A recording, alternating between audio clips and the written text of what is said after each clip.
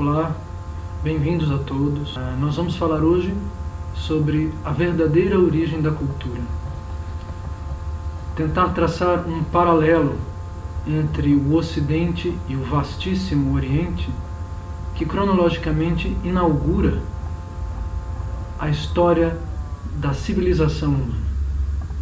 Por isso, o subtexto desta primeira aula é Do Ocidente aos Vedas.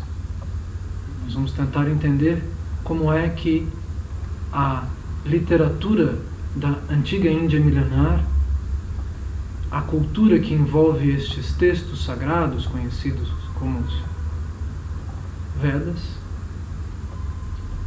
estão na semente do nosso modo de pensar, do nosso modo de conceber a inteligência, a civilização, a cultura de todos os seres humanos e conseguir montar o quebra-cabeça que nos envolve, né, esse labirinto cultural que está ao redor de cada um de nós.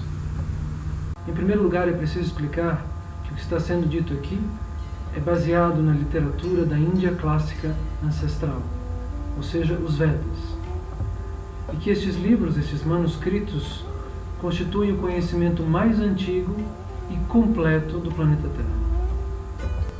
Foram preservados da tradição oral, pois antes da escrita eles eram mantras pronunciados de mestre a discípulo em sânscrito há mais de 5.000 anos pelo incomparável filósofo Vyasadeva. Eles explicam todas as gamas do conhecimento: ciência, arte, história, política, antropologia, ética, saúde, ecologia, física quântica, todos os tipos de tecnologia, yoga, a existência de outros planetas, assuntos sobre espiritualidade e muitas outras coisas. Eles desvendam e reconectam todas as filosofias e religiões do planeta.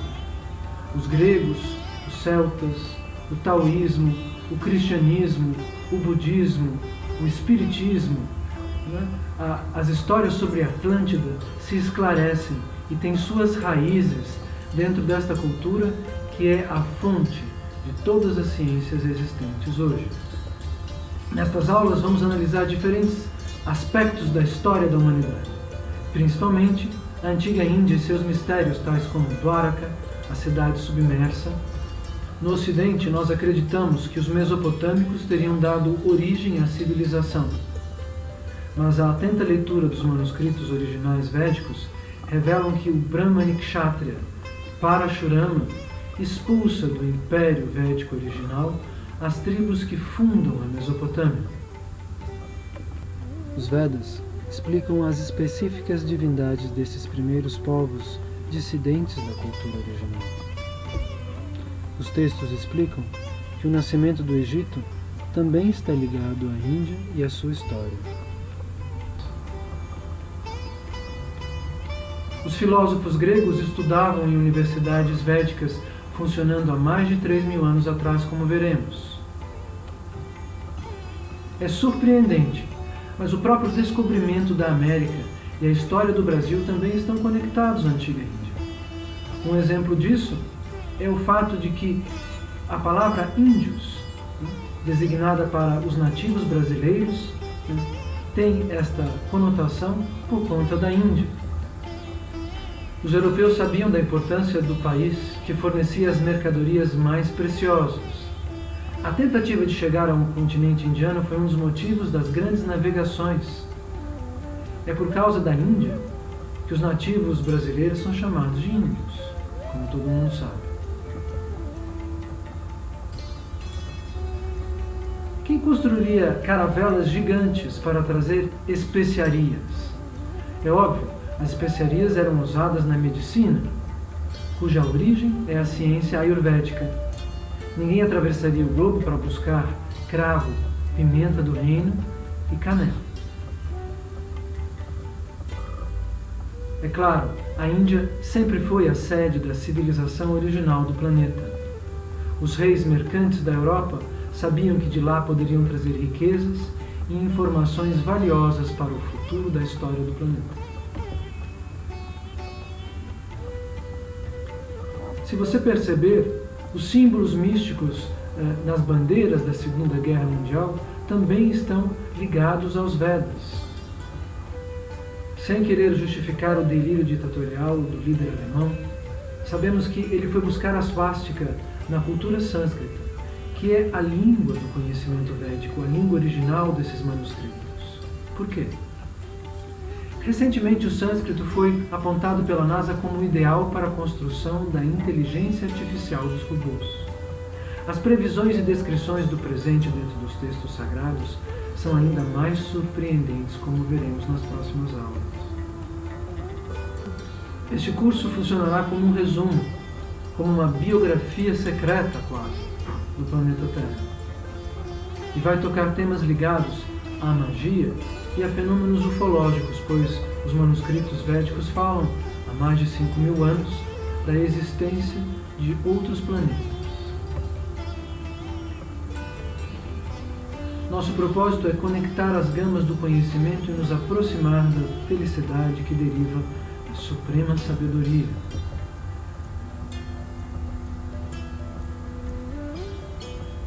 O caminho para a felicidade, para a paz interior, para a reconexão com a inteligência absoluta está descrito nos Upanishads, nos Puranas, no Mahabharata, no esplêndido Bhagavad Gita, no Srimad Bhagavatam, considerado o Purana do amor devocional. Estes são alguns dos títulos que compõem os Vedas. Grandes personalidades do Ocidente reconhecem os Vedas como a fonte primordial do pensamento humano. Vamos ver alguns deles agora. O filósofo Voltaire, pai do iluminismo francês, disse que estava convencido que absolutamente tudo descende até nós das margens do rio Ganges na Índia. Astronomia, matemática, psicologia. Arthur Schopenhauer, filósofo alemão, pai intelectual de Friedrich Nietzsche, disse que não existe religião ou filosofia mais sublime e elevada do que a dos Vedas. Ele estaria errado? Este historiador inglês disse que se quisermos salvar a humanidade neste momento crucial, a nossa única opção é seguir a abordagem hindu. E eu peço que vocês se lembrem destas frases no decorrer das aulas. Para finalmente começar, agradecemos aos filósofos e pensadores que trouxeram até nós a sabedoria védica. Vou pronunciar um mantra bastante conhecido da cultura indiana. Om Gyanatimirandasya Yananjanan Shalakaya Chakshuru Militam Yana Tasmai Shri Gurave Namaha. Este mantra diz que meu mestre me tirou da minha obscura ignorância e me levou ao conhecimento absoluto. Nós já dissemos que o Bhagavad Gita é um dos textos principais, considerado a essência do conhecimento védico. O Gita, que inspirou poetas, cantores como Raul Seixas, escritores e cientistas, reproduz o diálogo entre o guerreiro Arjuna e Krishna, príncipe da dinastia Yadava. O texto traz uma infinidade de notícias sobre a existência e é o livro mais vendido do mundo. Basta lembrar a numerosa população oriental. Gandhi considerava o Gita o mais importante texto da literatura mundial. Suas declarações não deixam dúvidas. O Bhagavad Gita é mais do que a minha Bíblia ou o meu Corão. Este livro é minha mãe. A mãe terrena eu a perdi há muito tempo, mas seu lugar foi ocupado por esta mãe eterna. Gandhi era um impersonalista. Essa questão toca a primeira pergunta relativa à espiritualidade. Que órfão diria que um livro poderia substituir a mãe que se foi? Você poderia ir na sua estante, na sua casa, e me trazer o livro que é capaz de substituir a presença da sua amada mãe? Que livro é esse? Aqui no Ocidente nós temos sempre a impressão que o último best-seller traz informações cruciais, que ele vai salvar as nossas vidas. Mas isso não acontece. Não será que estamos procurando no lugar errado? Convidamos a todos vocês para um mergulho nos primeiros livros da humanidade, assim como eles foram escritos. Sem interpretações fantasiosas, sem versões poéticas ligadas à opinião pessoal. Nós vamos buscar agora o significado original dos mantras em sânscrito e tentar trazer os Vedas, assim como eles foram escritos e assim como eles eram pronunciados nos mantras sagrados, pela tradição oral da antiga Índia milenar. Existem várias interpretações do texto, mas todas concordam que o Bhagavad Gita é uma fonte incalculável de ensinamentos. O Bhagavad Gita tem sido interpretado de duas maneiras. A maneira mais popular e comum diz que é um diálogo entre uma pessoa e o seu eu superior.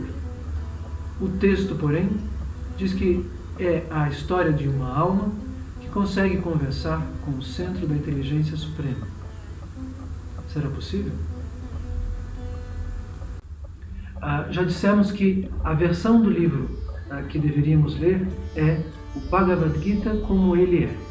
Nós indicamos duas editoras, a BBT e a editora Vraja, pois há, como a gente já disse, algumas versões um pouco fantasiosas do texto e que confundem os iniciantes. As questões, por exemplo, relativas ao personalismo e ao impersonalismo são bastante cruciais. Como comunicar com esta inteligência absoluta? Nós podemos perceber que o universo é inteligente. Nós, seres humanos, estamos sob as leis universais. Nós obedecemos à lei da gravidade, à lei da ação e reação. Como é que nós podemos nos comunicar com a inteligência que está ao nosso redor? Se o universo não fosse inteligente, nenhum ser conseguiria ser inteligente. O filho não poderia nascer com sangue se a mãe fosse priva de sangue, seca por dentro. Se o homem é inteligente é porque a área ao nosso redor contempla uma forma de inteligência. Os átomos exercem funções dentro das moléculas. Os Vedas vão falar sobre isso e nos explicar como é que do átomo nós conseguimos entender o que é realmente a inteligência. A leitura do Bhagavad Gita conduz à serenidade e à sabedoria prática do dia a dia e à compreensão de verdades universais que servem para mim, para você e para qualquer pessoa, independentemente da cultura, da raça, da crença, do país e da época do planeta Terra em que nós estamos inseridos. Como já dissemos, ele vai explicar como nós fazemos esta reconexão. A palavra yoga quer dizer união, reconexão. E o Bhagavad Gita nos ensina que existem vários tipos de reconexão. Você pode se reconectar ao amor, que é a união mais elevada com a inteligência suprema. Ou tentar buscar o conhecimento, ou tentar buscar prosperidade, fortuna, bens materiais. É uma sua escolha. Cada uma dessas escolhas leva você a um tipo de vida diferente, pois a ética é o que determina a diferença desse processo.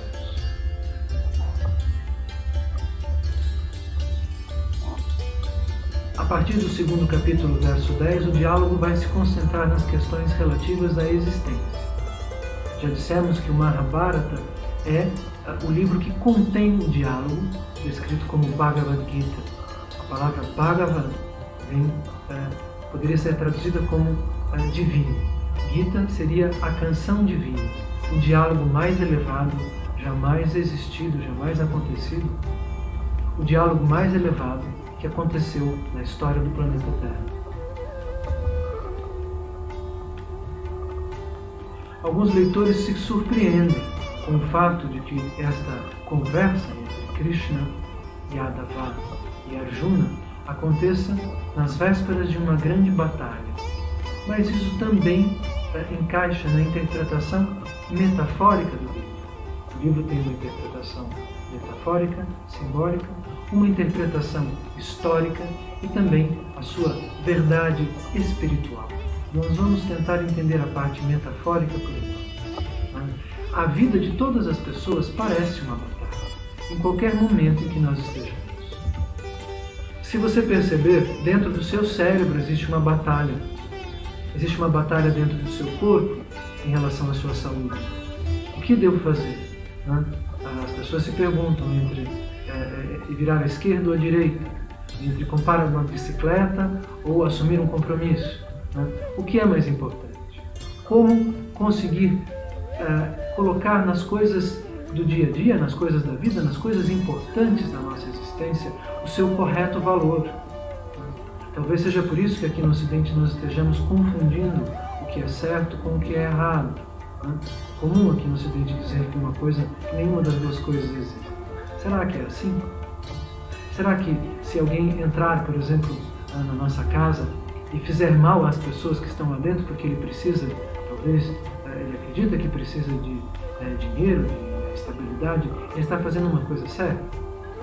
Nós temos que nos perguntar se realmente a existência é algo que pode ser simplificado com as frases que nós pronunciamos automaticamente e com as coisas que nós lemos, às vezes, com facilidade na internet. Voltando ao Bhagavad Gita, seu personagem principal é Krishna, descrito no livro como a suprema personalidade de Deus. Nós vamos ter que ver mais para frente o que isso significa. Ele é facilmente reconhecível por ser sempre representado dentro da cultura védica com uma pena de pavão sobre a cabeça.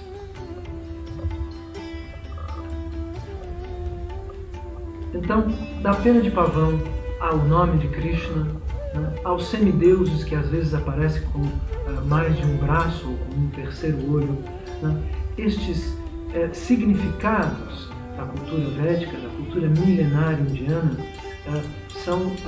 desvendá-los faz parte de uma arte que vai organizar o nosso pensamento, que vai nos levar a conseguir ter mais ética.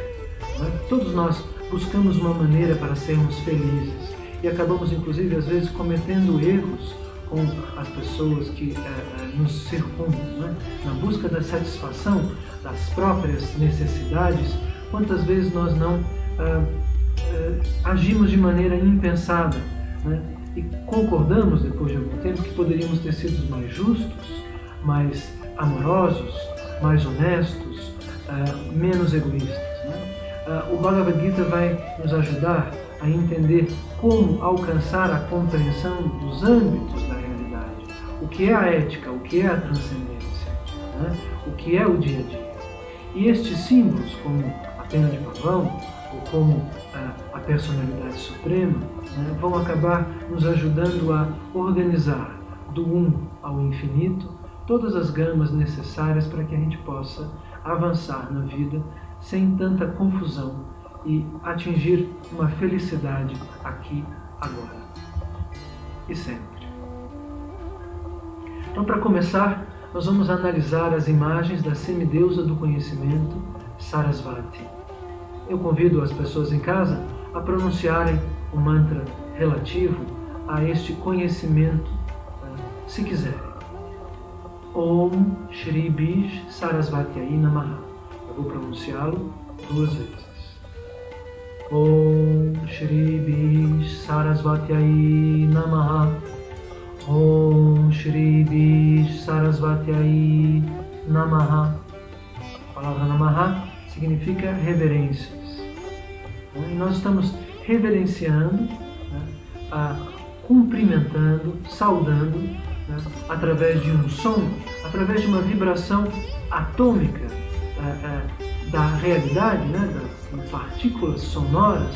Nós estamos, de uma certa forma, tentando sintonizar uma energia relativa à inteligência e ao conhecimento. Este é o significado de um mantra.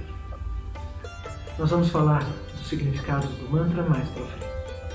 Aqui nós estamos vendo uma estátua dourada de Sarasvati. Na próxima imagem, nós vamos ver um desenho. Então, geralmente o nosso olhar aqui no Ocidente cataloga as imagens com um enfoque estético.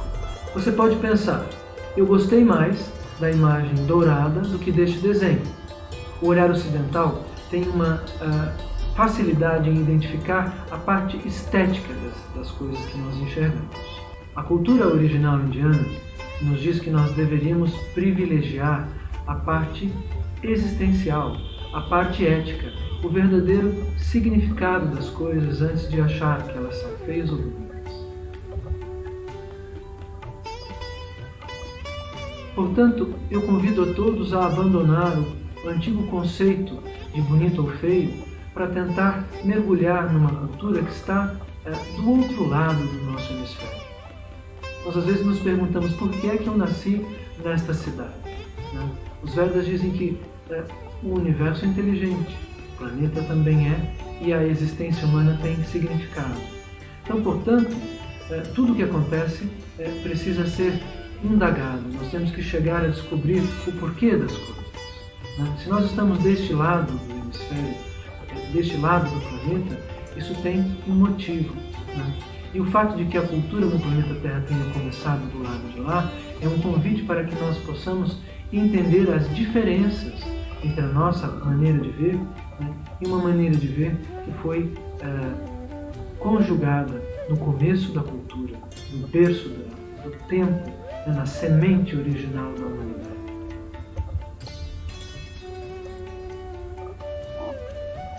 Então, o que significa ter nascido deste lado do planeta? Né? Os Vedas, como nós dissemos, são o fruto maduro da primeira civilização da Terra. Né? Esta é uma profunda viagem, né, no tempo, no espaço, na geografia deste nosso mundo. Portanto, se Sarasvati é de ouro ou desenho, se ela é uma estátua que agrada ou não à vista, isso não é importante no mundo. O principal é nós tentarmos decodificar o significado das suas diferenças. Nós vemos que Sarasvati tem 4 braços, que ela está sentada sobre um cisne, que ela é uma semideusa. O que isso significa? O que é um semideus? Aqui no Ocidente nós temos também imagens que representam conceitos como redenção ou justiça. Nós nos lembramos disso, o estranhamento diante de Sarasvati passa. Aqui nós compreendemos a justiça como tendo olhos vendados, mas seria talvez bastante difícil explicar para um hindu por que é que a justiça, que deveria ter 3 olhos bem abertos, aqui no Ocidente é descrita como cega.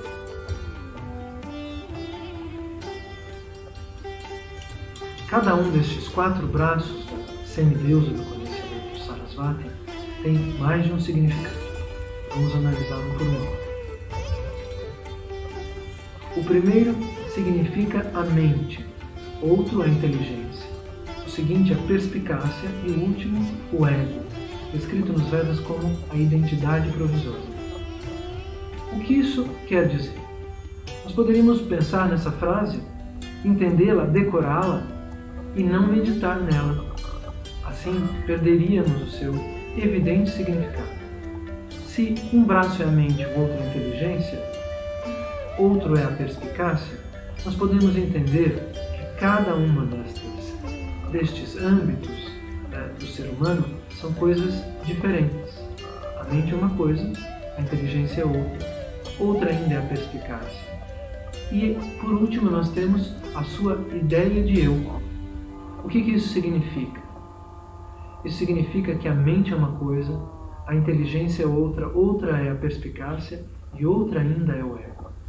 Os Vedas vão nos explicar como cada uma delas funciona, né? E como é que você consegue fazer, por exemplo, que a sua inteligência esteja acima da sua mente, o que é muito importante. Cada um deles, como nós já dissemos, tem distintas funções e separados mecanismos.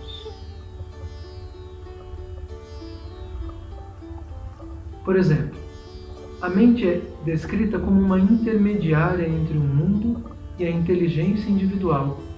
Ela vai trazer diferentes pensamentos.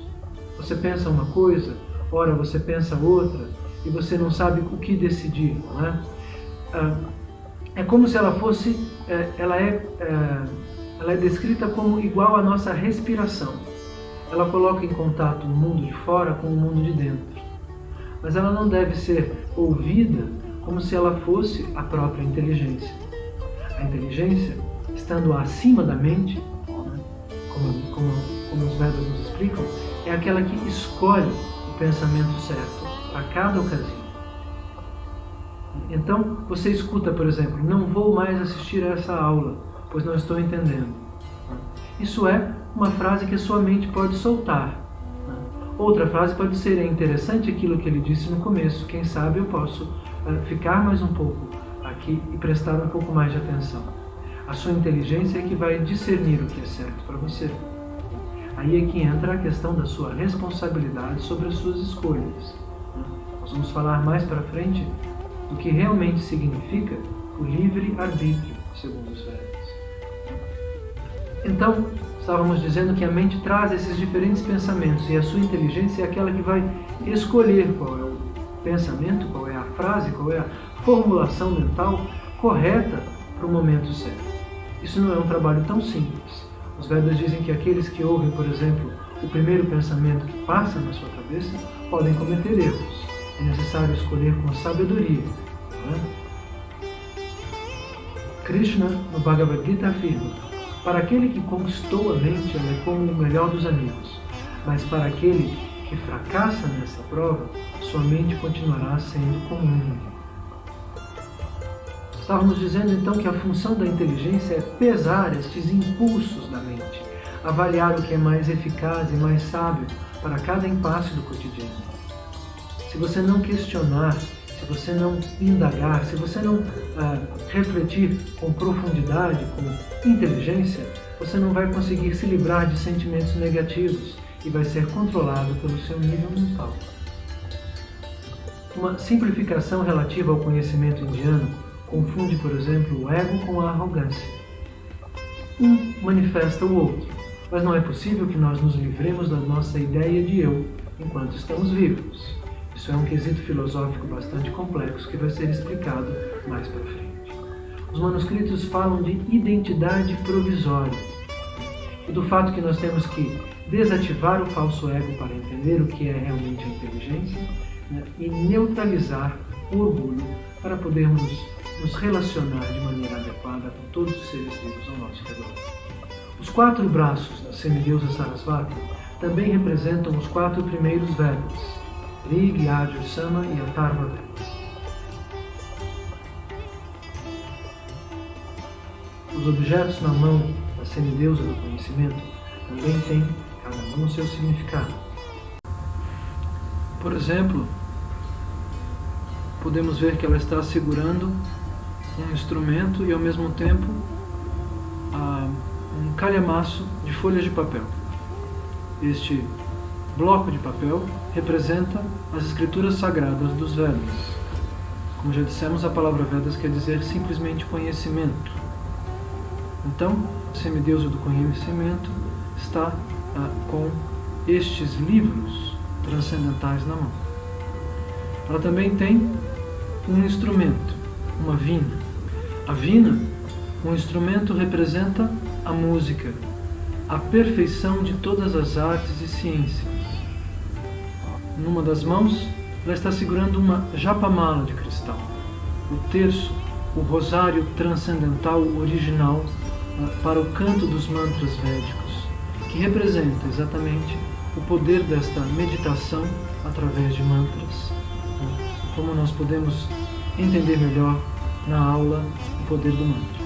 A ânfora sagrada aos pés de Sarasvati significa o caminho da purificação, o caminho da criatividade. Para que nós possamos fazer comida, um quadro, uma escultura, tudo geralmente requer água. Para que uma mãe consiga dar à luz a um filho, é necessária uma quantidade de água para que essa criança possa ser alimentada e possa acontecer dentro do útero. Portanto, é necessário enxergarmos a verdadeira entidade das coisas que nos rodeiam. Os famosos 5 elementos são coisas evidentemente sagradas, necessárias à vida. Nós não devemos ter medo das palavras.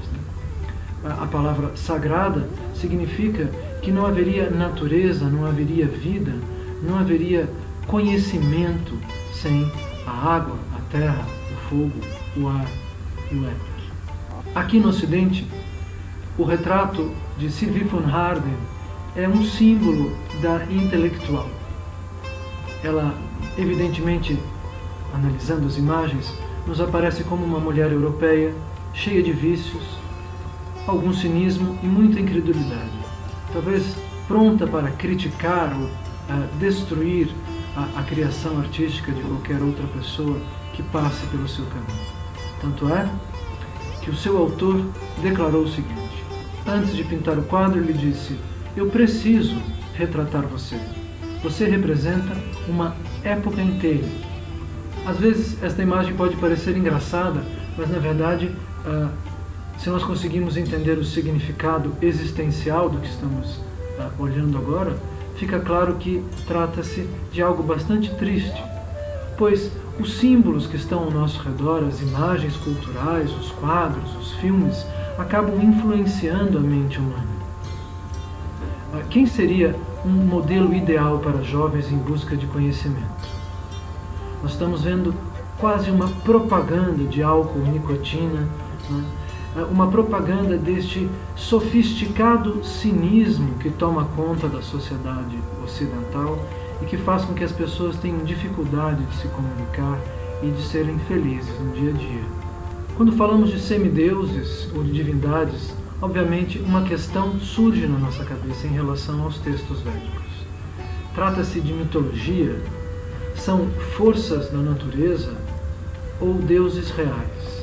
Esta é uma resposta que tentaremos esclarecer aos poucos. Ninguém pode escolher a maneira com que as outras pessoas interpretam os textos sagrados da Antiga Índia. O meu propósito não é convencer ninguém, mas trazer este conhecimento muito antigo, da maneira em que ele foi escrito, para que cada um de nós consiga interpretar de maneira mais adequada e profunda os aspectos da realidade que compõem a nossa vida cotidiana. Os filósofos mesmos aconselham: nós não devemos ter medo das palavras importantes, mas na verdade é necessário tentar abrir e conhecer os seus significados. Hoje existem pessoas que não gostam da palavra Deus, preferem usar o termo universo. Alguém tem dúvida que o universo esteja acontecendo? Outras acham a palavra virtude inadequada. De onde vem esse medo? O que aconteceu à cultura humana?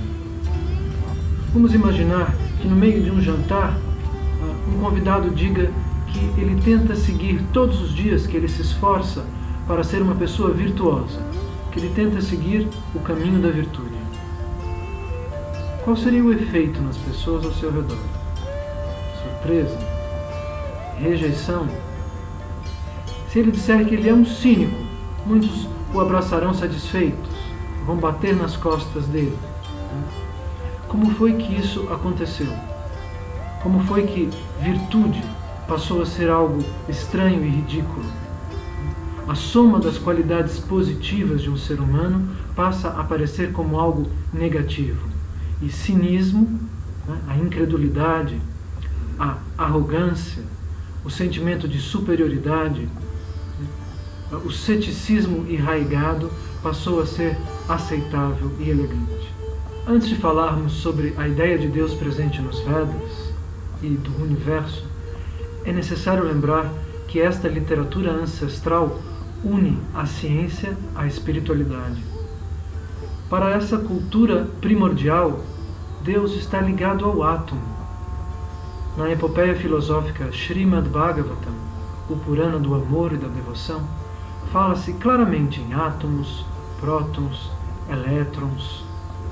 Srimad Bhagavatam, como dissemos, também é conhecido como Bhagavata Purana, o antigo manuscrito sagrado da devoção e do amor. Em sânscrito sabemos que existem muitas palavras para definir o amor, mais de 30 vocábulos diferentes explicando cada gradação e cada manifestação deste sentimento profundo. É muito comum que hoje em dia os gurus da nova era nos digam que é necessário amar. Poucos deles, porém, nos explicam o que é esse amor, como eu posso manifestá-lo no dia a dia. Krishna no Bhagavad Gita diz que somente os tolos não percebem que a consciência deve se traduzir em ações. Portanto, é necessário aplicar este amor no nosso dia a dia de maneira adequada e não confundi-lo com os nossos desejos e com a luxúria fácil que a mídia propaga. O proeminente filósofo indiano Srila Prabhupada, que foi guru de George Harrison, do John Lennon, do Allen Ginsberg e de muitos outros afortunados, traduziu para o inglês esse Srimad Bhagavatam, que é considerado a essência do conhecimento védico. Ele declarou que religião sem ciência é puro fanatismo, que ciência sem religião é ateísmo. Hoje em dia nós estamos muito acostumados a pensar através de dogmas científicos. O que a ciência afirma é possível compreender. O que a ciência nega, devemos esquecer. A questão é que a ciência tem se modificado a cada ano e mudado de opinião com a velocidade de um carro desgovernado. Então, eu particularmente, e muitos outros também, indicam a leitura dos próprios Vedas como parâmetro cultural para que a gente possa conseguir fazer encaixar a nossa ideia de ciência com aquilo que os sábios transcendentais sempre afirmaram ser a verdade sobre o conhecimento. Podemos ler no Srimad Bhagavatam que matéria, antimatéria, próton, neutro, etc. são todos diferentes efeitos da forma Paramatma do Senhor Deus. A palavra Paramatma significa super-alma. E nós vamos entender como ela funciona cientificamente muito em breve. Vamos citar diretamente o texto do Srimad Bhagavatam agora. Canto 3, capítulo 11, verso 1. Maitreya disse: a partícula fundamental da manifestação material, que é indivisível, não chega a constituir um corpo, é chamada átomo.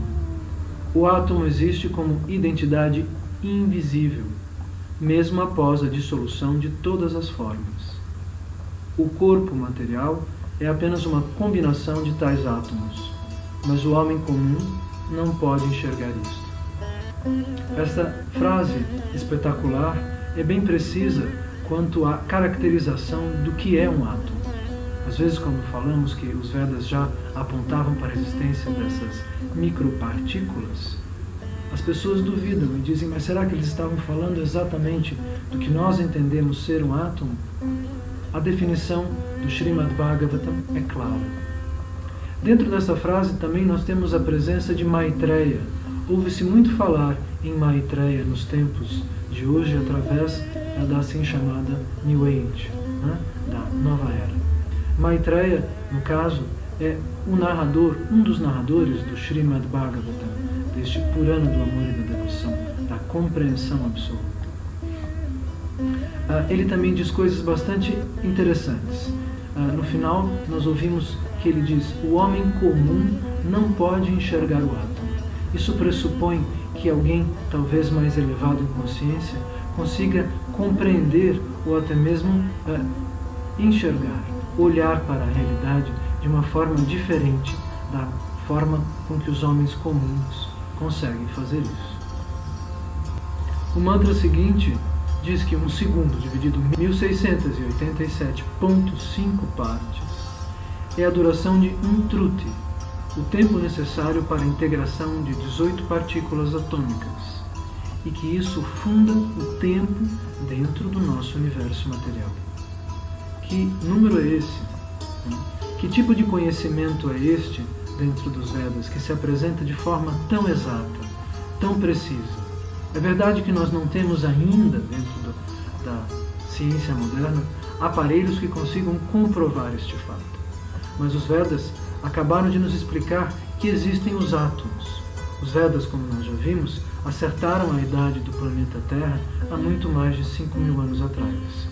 Quando se diz muito mais de 5.000 anos atrás, nós nos referimos ao fato de que a literatura védica passou para a forma escrita nesta data, mas que antes ela era uma tradição oral, muito mais antiga do que a própria forma escrita presente na Terra. Uma outra coisa bastante interessante relativa à questão deste truti e dessas 18 partículas atômicas que se juntam no espaço é que os manuscritos védicos nos dão ainda mais uma informação. Eles dizem que essas partículas se organizam em precisas formas geométricas, em hexágonos, ou seja, 6 átomos dão as mãos e depois outras 2 estruturas idênticas se unem, formando esta tríplice forma hexagonal dentro do espaço. Mais do que uma religião, o hinduísmo é uma vasta cultura que se baseia nestes textos védicos que vamos analisar neste curso, em relação à nossa compreensão ocidental da história, da arte e da filosofia. Aqui no Ocidente, nós sabemos algumas coisas relativas à cultura da antiga Índia milenar, mas geralmente confundimos ou simplificamos, ou às vezes deixamos até mais complexas algumas questões. Assim como os estrangeiros têm opiniões curiosas sobre o nosso país. Tendo morado muitos anos, quase 2 décadas fora do Brasil, eu me lembro de perguntas bastante curiosas, onde me perguntavam se aqui já havia chegado a escada rolante, se nós usávamos sapatos, ou se as pessoas dançavam samba na rua mesmo esperando pelos ônibus. É muito comum que pessoas que estão longe de uma cultura tenham interpretações românticas, especulações e invenções sobre o conhecimento original da antiga Índia. Vou dar um exemplo. Nós traduzimos a palavra Namastê como o Deus que habita em mim saúda o Deus que habita em você, o que soa bastante rebuscado, até interessante e complexo. Porém, o sânscrito é muito claro. Namas vem de Namaha, que quer dizer reverências. Te significa você. Portanto, Namastê significa apenas reverências a você. Errar é humano. Ninguém deve se preocupar com o fato de ter traduzido ou mal interpretado alguma questão da literatura transcendental indiana. Mas, se nós podemos melhorar, corrigir, evoluir, e compreender que 5.9 não é 6, fazemos um pequeno passo adiante rumo à compreensão das coisas. Já disse e vou repetir, o nosso propósito não é converter ninguém a nada, mas trazer estas informações milenares que são extremamente úteis de maneira precisa para o nosso uso contemporâneo. Então, podemos entender que os védicos falam de divindades que são cientificamente comprováveis através da manifestação dos átomos ou através de outras fórmulas de pensamento filosófico e matemático, como veremos nas próximas aulas. Pode soar estranho, mas nós vamos demonstrar que tudo o que conhecemos se encaixa nesta filosofia que foi descrita por Swami Prabhupada como sendo infalível e adquire um sentido completo, finalmente. Vamos ver o que a ciência e o pensamento de hoje têm em comum com essa cultura milenar. O psicólogo Timothy Leary disse que a ciência toda é uma gigantesca metáfora. O que é uma metáfora? Uma metáfora é uma comparação entre 2 termos ou entre 2 indivíduos. Por exemplo, quando eu digo, minha mãe é uma flor. Eu não estou dizendo que minha mãe tem pétalas ao redor da cabeça e folhas no lugar dos braços. Eu estou tentando explicar de maneira mais adequada minha mãe para que alguém a compreenda melhor. Então, nós podemos entender, segundo esta frase, que a ciência, na verdade, é uma comparação, uma forma de tentar compreender e decodificar o mundo e a realidade que nos circunda. Sabemos, por exemplo, que os cientistas constantemente mudam suas teorias. Basta lembrar das controvérsias sobre a forma da Terra, que alguns cientistas hoje em dia continuam a contestar. Veremos que há teorias não comprovadas, impossíveis de se comprovar, que são ensinadas nas escolas como sendo verdadeiras. Por exemplo, como já citamos, há mais de 5.000 anos, os Vedas diziam que a Terra tinha 4,5 bilhões de anos de idade. Os cientistas ocidentais diziam que em 1770 a Terra tinha 70.000 anos. Em 1905 chegaram a 2 bilhões. Hoje, finalmente, fala-se de 4,6 bilhões. Talvez essa pequena diferença seja o cálculo do momento em que o Manusmriti, o documento védico que nos conta sobre a idade da Terra, tenha de distância conosco. A literatura védica já afirmava com perfeição a idade do planeta Terra há mais de 5.000 anos, o que nos faz refletir que a nossa ciência não é tão exata quanto parece. Na verdade, ela é aproximada. Aqui nós trazemos um comentário de Arthur Holmes, o famoso geólogo, sobre o Manusmriti. Ele disse: muito antes que fosse aspiração científica estimar a idade do planeta, sistemas cronológicos foram criados por sábios da antiguidade. O mais impressionante é o sagrado Manusmriti indiano. Isso significa que antes do homem ocidental pensar que ele poderia calcular a idade do mundo, os manuscritos védicos já traziam esta informação colocada sobre um pergaminho há muito tempo. E como é possível que os sábios védicos soubessem a exata idade do planeta Terra há mais de 5.000 anos? Como funciona este conhecimento transcendental dos Vedas? É isso que nós vamos tentar esclarecer a partir destas aulas. Eu peço perdão a todos caso eu traga alguma imprecisão dentro da minha percepção do conhecimento da antiga Índia. Eu prefiro me definir como se eu fosse um gravador ou um papagaio védico que repete e tenta confirmar o que está nesses manuscritos através de estudos contemporâneos ou de um esforço pessoal. Nada do que eu trago aqui faz parte das minhas opiniões pessoais. Eu não me permitiria vir a público trazendo opiniões, meras opiniões. O esforço que é feito durante estas aulas e as pesquisas que antecedem estas aulas, com a ajuda, por exemplo, do Brahmachari Gokula Chandra Das e de outros estudantes, de outros guias dentro do conhecimento védico, como Radha Dasi e outras pessoas que auxiliam a esta pesquisa, são fatos.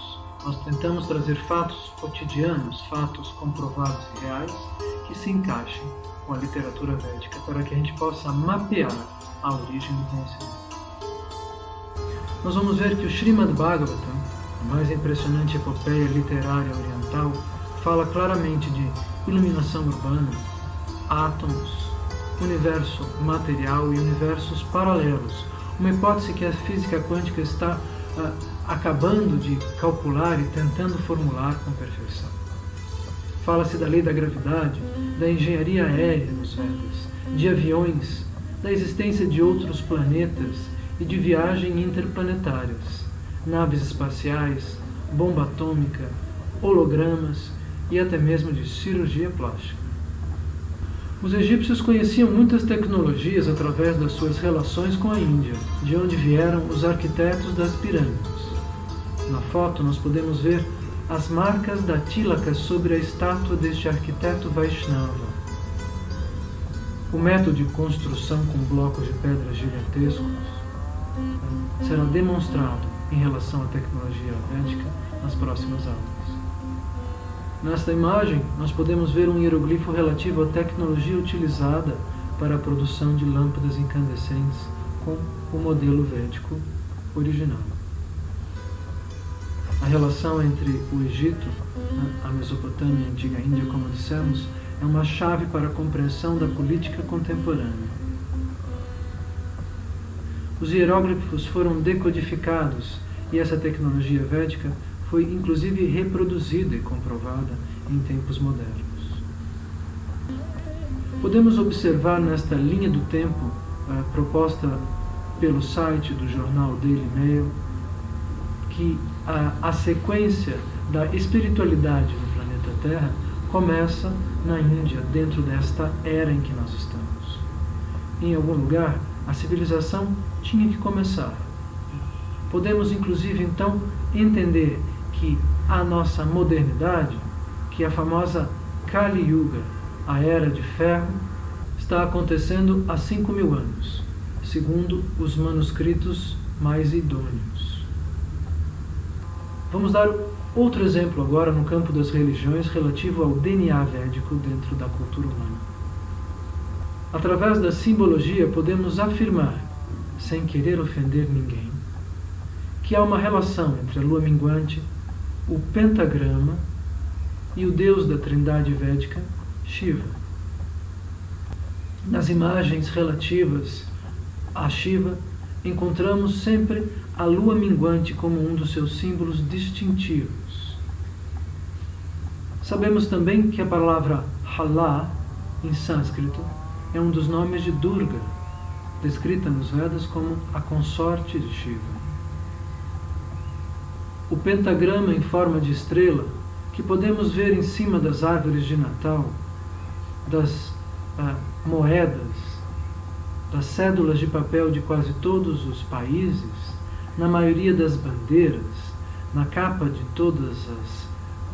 dos embrulhos das lojas, dos brinquedos das crianças, na verdade está relacionado a uma consciente ou inconsciente adoração à Mãe Divina, à personificação material da energia feminina, descrita como Parvati, Durga ou Adi Shakti, uma expansão da energia feminina original de Radharani, como vamos entender mais adiante.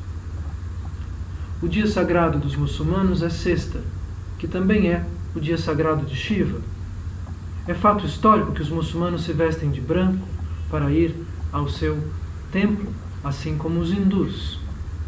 Os tios, parentes de Maomé, eram monges pujaris, adoradores dos templos védicos antigos, pois antes do famoso profeta, a Arábia era védica.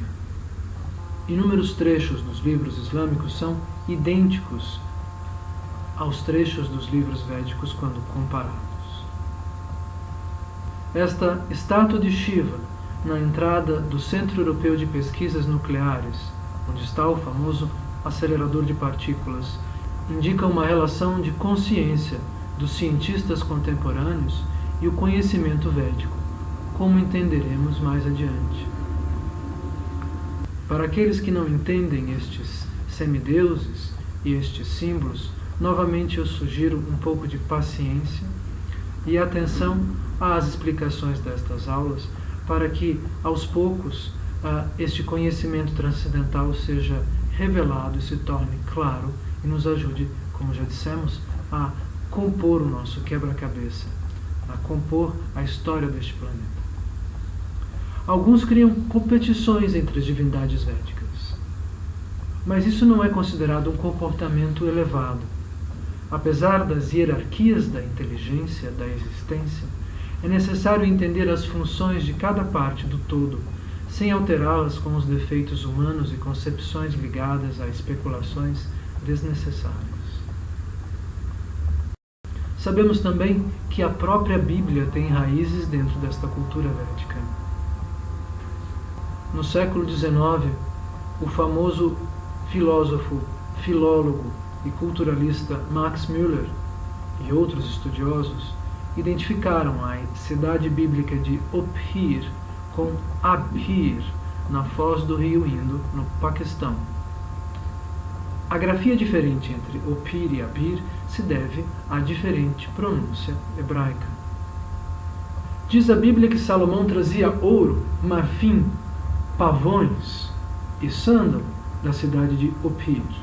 A cada 3 anos, navios traziam joias, especiarias e coisas raras para o famoso rei bíblico. Os Vedas afirmam que o mundo, formado por 7 gigantescas ilhas, obviamente os 7 continentes conhecidos, eram governados pelos imperadores védicos. Segundo Müller,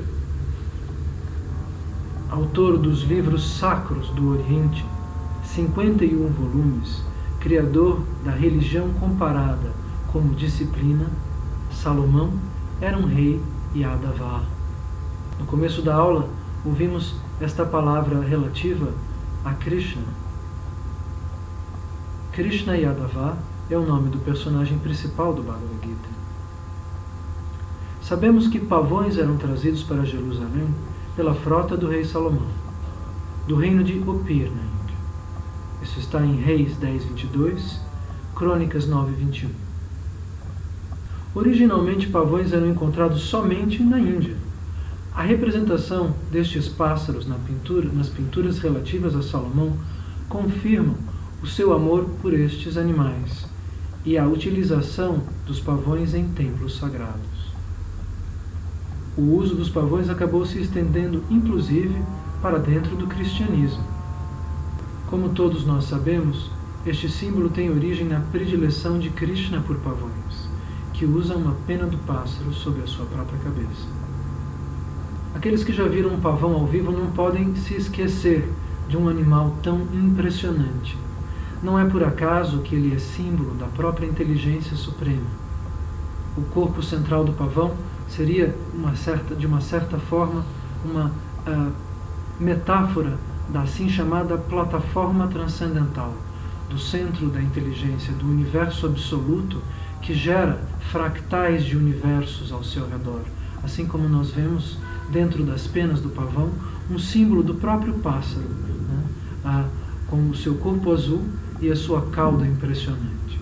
As penas do pavão são metalizadas, cintilantes. A sua coroa ornamental é bastante impressionante, o fato de que a sua cauda possa se abrir daquela maneira e que permaneça paralela ao chão quando fechada, voando, né, atrás do pássaro, é bastante impressionante e mais do que sugestivo. Teria sido o caso o responsável pela arquitetura física e biológica deste pássaro considerado sagrado? De acordo com o estudioso Stephen Knapp, os gregos se referiam aos judeus como Iadeus, ou seja, pessoas de Yadava, a dinastia mencionada nos Vedas. Pois muito antes de Alexandre, os gregos tinham relações culturais e comerciais com a Índia. É curioso e bastante indicativo perceber como as vestimentas dos povos gregos e de todos os povos antigos se parecem com uma simplificação da indumentária tradicional da Índia. Segundo Moisés, os judeus seriam o povo escolhido pelo Todo-Poderoso. Isso se refere ao fato de serem descendentes diretos de Yadava, a família escolhida por Krishna para o seu aparecimento. Analisando esta imagem, alguém poderia me dizer se o patriarca da foto é indiano ou judeu? Na Bíblia, ficamos sabendo que o nome do Deus judaico-cristão é Yahvé, composto por duas sílabas. Em português, pronunciado como Jeová. De acordo com a Torá e com a própria Bíblia, o nome de Deus, porém, teria 3 sílabas. Os Vedas e o Bhagavad Gita falam que um dos nomes do Senhor Krishna é Yadava, que tem 3 sílabas. Quem conhece os processos de transformação da pronúncia das palavras pode compreender Yadava, Krishna, com a distância e os séculos passa a ser pronunciado Yadavé, e depois Yadvé, e por fim Yahvé. Yod-Geh-Vau-Geh, o famoso tetragrama bíblico. Pois que não há um Deus para São Paulo, outro para a Palestina, outro para Nova Delhi e um seguinte para Honolulu. A inteligência suprema que funda e que gera a criação é única e uma só para todos. A questão agora é compreender do que se trata Deus. Como é possível entendê-lo, calculá-lo, compreender as leis e os mistérios desse universo do ponto de vista ocidental em que nós estamos. Mas, avançando na nossa pesquisa, podemos analisar mais um indício relativo à relação dos Vedas com a cultura hebraica. O famoso autor do tarô de Vaiter, Arthur Vaiter, em seu livro A Sagrada Cabala, afirma que a Cabala, livro místico do judaísmo, está profundamente relacionado aos Vedas. A própria palavra Cabala, na verdade, deriva da palavra Kabul, em sânscrito, que significa aceitação, assim como Cabala significa na língua hebraica. Aceitação. Conhecemos esta figura como Estrela de Davi e ouvimos dizer que ela tem aproximadamente 3.500 anos de história dentro da cultura hebraica. O que poucos sabem é que a mesma estrela aparece há mais de 5.000 anos nos textos indianos, nos manuscritos védicos. Seu desenho original é mais complexo do que nos é apresentado pela cultura hebraica e se encaixa na proporção áurea do Renascimento, ou na assim chamada geometria sagrada e na própria física quântica. Segundo Haramein, este tetraedro em forma de estrela está dentro da dimensão número 0 e formata as estruturas esféricas do cosmos, dos maiores aos menores planetas existentes.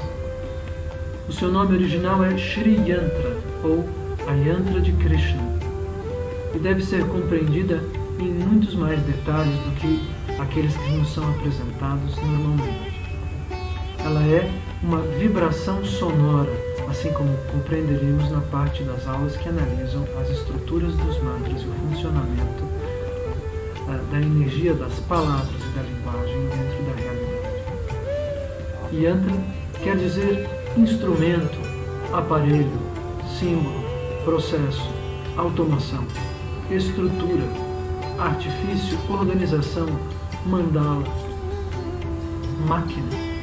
Na foto abaixo, podemos comprovar a presença da Yantra de Krishna, conhecida também como Estrela de Davi, muito antes que a cultura hebraica pudesse ter se organizado como um povo distinto. Estas yantras são como condutores de energia, são como antenas naturais, cujos significados vão variando dependendo do seu formato. Esse formato está ligado ao som, à vibração dos mantras transcendentais, ao famoso Om da cultura védica, como nós vamos entender mais para frente. Segundo o próprio Wikipedia, Yantra é a palavra sânscrita para um diagrama místico que tem poderes ocultos e benéficos, astrológicos ou mágicos. Elas são usadas para acalmar a mente ou concentrar a mente em conceitos espirituais. São a base do famoso mapa astral dos astrólogos. Além disso, elas estão na origem da própria arquitetura, da própria geometria, o calendário maia, os vitrais das grandes igrejas, o DNA, os sólidos platônicos e a física quântica obedece a um desenho profundo, geometricamente estipulado e apresentado nos Vedas como sendo o brasão real da inteligência suprema, a forma arquitetural com que o universo é conhecido e construído, a famosa flor de lótus que brota do umbigo da inteligência absoluta. Seus desdobramentos são infinitos e se encontram dentro de várias culturas, como dentro do próprio budismo, que deriva da tradição védica, como todos nós sabemos. Por exemplo, essa é um desenho da Yantra da semideusa Lakshmi, encontrada milênios mais tarde dentre os tibetanos. Essa Shri Yantra, mencionada nos Vedas, é algo espetacular. Não é apenas uma estrela em 2 dimensões como um desenho ou uma foto 3x4. Ela tem uma forma multidimensional, que, como já dissemos, estrutura todas as coisas, grandes e pequenas, como um molde para a construção do universo material. A New Age fala sobre o cubo de Metatron e, na verdade, está falando sobre uma estrutura que precede a própria concepção material. Do ponto de vista poético ou filosófico, é fácil entender que um arcanjo produzido dentro do universo jamais poderia ser o responsável por uma estrutura geométrica que precede a formação das coisas materiais. No campo das línguas temos várias evidências de que a influência indiana é basilar. Por exemplo, a palavra calendário vem do sânscrito kala, tempo, e anda, contar. O sânscrito é a fonte de todos os idiomas. Outro exemplo disso é que a palavra mãe, ou madre, vem do latim mater, e está na raiz de mother, mutter, matriz, mágica e etc. Todas elas derivam do sânscrito mata, que têm o mesmo significado. A palavra Cristo deriva do grego Christos, que vem do sânscrito Krishna, variante de Krishna em algumas partes da Índia. Há registros históricos que apontam para uma passagem de Jesus pelo Kashmir, como confirma o pesquisador russo Nicholas Matovich. Agora eu convido a todos a fazer uma pequena viagem no tempo. Vamos para a Grécia do V século a.C., onde o homem que trouxe a filosofia para o Ocidente declara: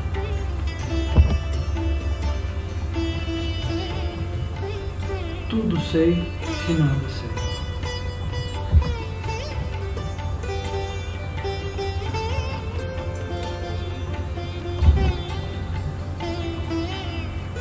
Apesar de ser sábio e pacífico, Sócrates foi obrigado a tomar veneno em 479 a.C.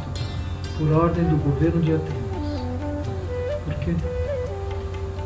Nesta aula, ainda não vamos analisar a vida deste famoso filósofo profundamente influenciado pelos Vedas, mas vamos prestar atenção nesta sua frase tão famosa: tudo sei que nada sei. Em outras palavras, tudo o que eu sei é que eu não sei muita coisa. O que é uma surpreendente declaração de humildade por parte de alguém tão famoso e tão inteligente. Dizem que Platão conheceu Sócrates, seu mestre filosófico, andando de um lado para outro na praia. Com a água do mar nas mãos, Sócrates tentava encher um buraco na areia. Conta a lenda que Platão perguntou por quê. Acaso ele não sabia que era impossível preencher um buraco com água do mar? Sócrates teria respondido: mas se é o que todos fazem, tentando compreender o universo infinito. Com a ajuda dos 5 sentidos, parecem querê-lo colocar inteiro dentro de uma pequenina cabeça. Sócrates apontou para o céu e disse: a verdade só pode ser compreendida de cima para baixo.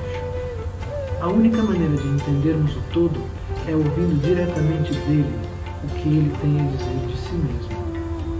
Este, na verdade, é o significado da humildade. Por que é tão necessário, segundo os grandes sábios, segundo os filósofos, que o ser humano consiga produzir humildade dentro do próprio coração? Conseguir entender que é necessário se ajoelhar diante do mistério da vida antes de afirmar que entendeu tudo. Se aproximar daquilo que é o conhecimento absoluto com cuidado, atenção e com um espírito humilde, em profunda reverência perante o fato de que a vida está acontecendo e de que ela nos é compulsória. Todos nós dizemos: ninguém escolheu nascer, ninguém pediu para nascer, não é? É um fato. Mas a vida é obrigatória para todos aqueles que estão aqui manifestados nesta terceira dimensão, dentro deste mundo material. Por quê? O que é que nós fizemos? O que é que nós devemos aprender? O que é, como é a resposta ao enigma da existência? Antes de voltarmos aos Vedas e questionarmos Deus cientificamente, vamos chamar a depor um filósofo suíço. Ludwig Wittgenstein afirmou: não é como o mundo existe que é milagroso, mas o fato que ele esteja existindo. O que poderia ser compreendido da seguinte maneira: o cosmos, o Sol, eu e você, estamos todos acontecendo. Dentro do seu corpo, apesar de você olhar para ele e ver uma pele, uma superfície bastante fácil de ser compreendida no espelho, há um universo feito de sangue, como um rubi vivo, cheio de veias, órgãos, ossos, mecanismos. Existe uma máquina e uma realidade dentro de você, bastante fantástica, da qual você não tem o menor controle. Recentemente, há uma mulher que deu à luz a um menino. Eu perguntei: como foi que você fez o cérebro dessa criança? Como foi que você fez o coração do seu filho? Ela foi forçada a admitir que não tinha produzido pessoalmente nenhuma das partes do corpo do seu filho. A natureza tinha se encarregado disso. Bem, quando eu faço um desenho, quando alguém cozinha um alimento, é fácil explicar como ele foi feito, como ele foi composto. Quando eu realizo um trabalho, eu sei dizer quais foram os componentes desse trabalho. Nós, de uma certa forma, somos passageiros da vida. Estamos dentro do corpo, ignorando até o fato de como este corpo funciona, como é a respiração durante a noite e qual é o significado dos sonhos. Apesar da hipótese de muitos psicólogos e psicanalistas, ainda ninguém conseguiu fotografar tão perfeitamente a máquina da existência material quanto os sábios relativos ao conhecimento védico transcendental. Então vamos deixar de lado a incredulidade e nos perguntar qual é o sentido da existência. Convidamos a cada um de vocês que estão assistindo estas aulas a suspender a incredulidade e admitir, como Sócrates, que nós não sabemos muito e que nós temos que estar humildemente em relação com a existência, tentar entrar numa relação humilde com as coisas para conseguir superar a nossa frágil ignorância. Uma das questões principais do filósofo grego era a luta contra o que nós hoje chamaríamos de achismo. O achismo é exprimir opiniões aleatórias, dizendo, eu acho, não, eu não acho, concordo, discordo, sem ter a coragem de buscar o real conhecimento. A famosa cientista italiana Rita Levi-Montalcini dizia, tenha a coragem do conhecimento. Procure, busque, estude, aprofunde-se dentro da cultura. Pessoalmente, eu posso dizer que, tendo analisado a cultura durante estes anos de vida, de uma forma ou de outra, dentro desta ou daquela civilização, não há nada que possa compor um quadro tão perfeito da realidade quanto a cultura original da antiga Índia. De qualquer forma, uma coisa me parece evidente. Aqui no Ocidente nós estamos presos dentro desta fórmula do achismo. É muito comum nós irmos aos encontros sociais e ficarmos horas ouvindo eu acho isso. Não, eu não acho. Eu acho igual a você. Agora eu não concordo. Quando é que nós poderemos conversar sobre coisas reais se cada um de nós está preso dentro das próprias opiniões? Esta sensação de incomunicabilidade presente dentro da vida cotidiana no Ocidente será algo por acaso? Todos conversam sobre o que opinam sobre a própria percepção, como se a verdade não existisse. É uma característica bastante banal, inclusive, me perdoem a palavra, do homem atual, a equivocada interpretação da teoria mais famosa do século XX, a relatividade. No processo de compreensão, acabamos simplificando. Tudo é relativo, e assim não existiria mais uma verdade absoluta. Em nenhum momento, porém, as descobertas de Einstein e de qualquer outro cientista negaram a exatidão da matemática, a magia da física, a perfeição da química e o milagre da biologia. E muito menos, nenhum cálculo e nenhuma teoria jamais suspendeu as leis do universo. Se a verdade não existisse e se não fosse perfeita, o universo seria um caos. É óbvio que nenhum de nós possui toda a verdade nas mãos, mas isso não significa que ela não esteja existindo ao nosso redor. Qual seria então a meta dos buscadores, dos pensadores, dos cientistas, dos filósofos, dos místicos, se tudo fosse uma opinião aleatória? Por outro lado, é muito comum que se diga hoje em dia que se um grupo de pessoas acreditar numa determinada coisa, ela se torna verdadeira. Se pensarmos que uma casa é um prédio, ela se transformará num prédio. Eu já ouvi uma frase assim. Você tentou fazer isso? Por que não experimenta? Por que não reunimos um grupo de pessoas e tentamos construir um prédio num terreno baldio com a força do nosso pensamento? É óbvio que o pensamento nos influencia. Mas até que ponto? Uma pessoa trancada em casa, que se convence que será milionário, sem agir ou trabalhar, vai conseguir chegar a esse objetivo?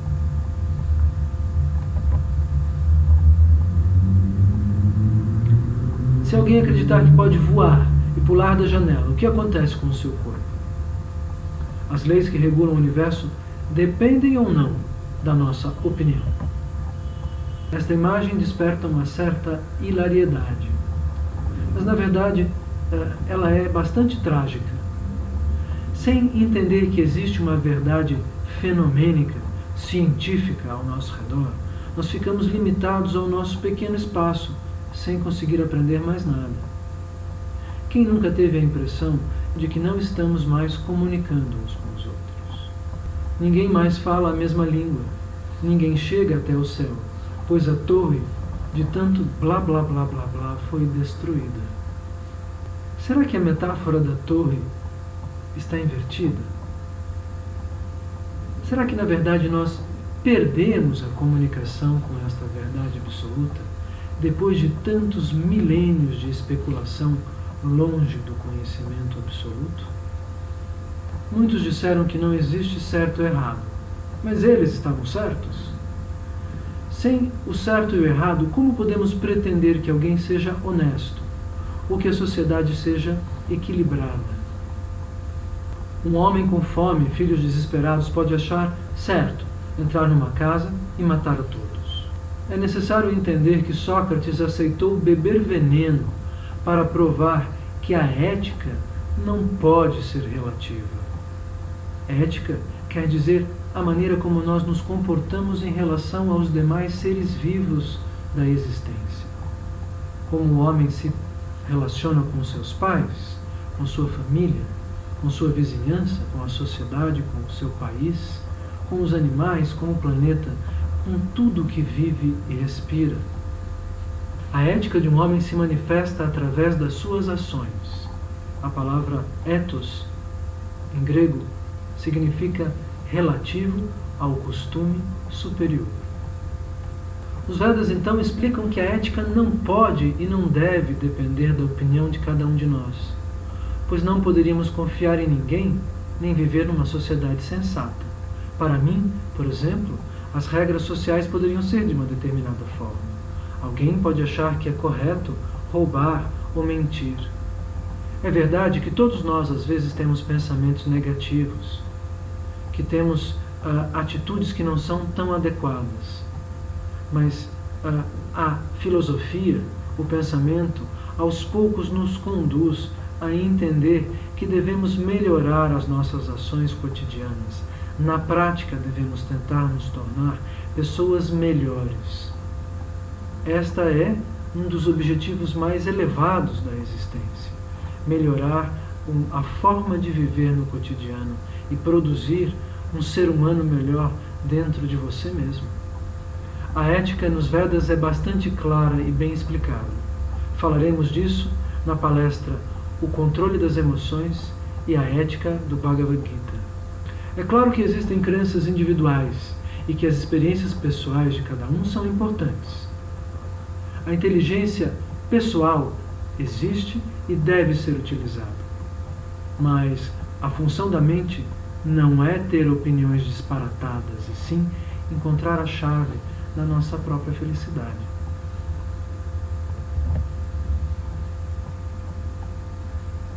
Por fim, o próprio Einstein nos fala sobre os Vedas. Quando leio o Bhagavad Gita e reflito sobre como Deus criou o universo, todo o resto parece tão supérfluo. Eu fiz do Gita a fonte das minhas inspirações e o guia dos propósitos científicos das minhas investigações e da formação das minhas teorias. Mesmo que Einstein estivesse errado, mesmo que o futuro comprovasse novas fórmulas teóricas, o Bhagavad Gita continua sendo um perfeito método e metro para a compreensão da realidade e para orientar a humanidade no seu avançar em busca de determinar a verdade e as leis deste universo, para que possamos nos aproximar de uma felicidade e de um equilíbrio social maior e cada vez mais elevado. Para terminar esta primeira parte, esta primeira aula, Podemos dizer que muitas filosofias afirmam que Deus existe, assim como o próprio Einstein afirmou. Somente os Vedas nos trazem notícias sobre como Deus é, como funciona o absoluto, tanto do ponto de vista científico quanto do ponto de vista espiritual, conectando esses dois caminhos de maneira profunda e perfeita.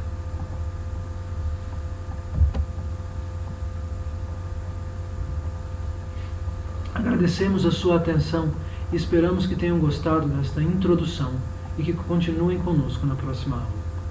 Pedimos desculpas por qualquer falha na exposição da cultura védica. Como já disse, nada do que estamos trazendo aqui pertence ao âmbito das nossas opiniões.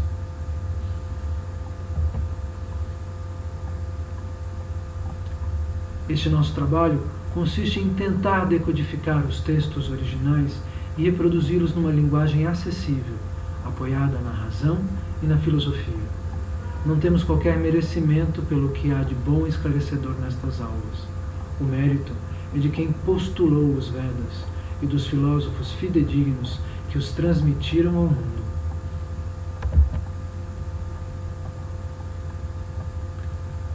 Na parte 2, falaremos de história, de arte, um pouco sobre matemática, sobre o uso da geometria sagrada, Sri Yantra, sobre a origem do universo segundo os Vedas, sobre os erros da teoria do Big Bang do ponto de vista da física mais avançada e também sobre espiritualidade.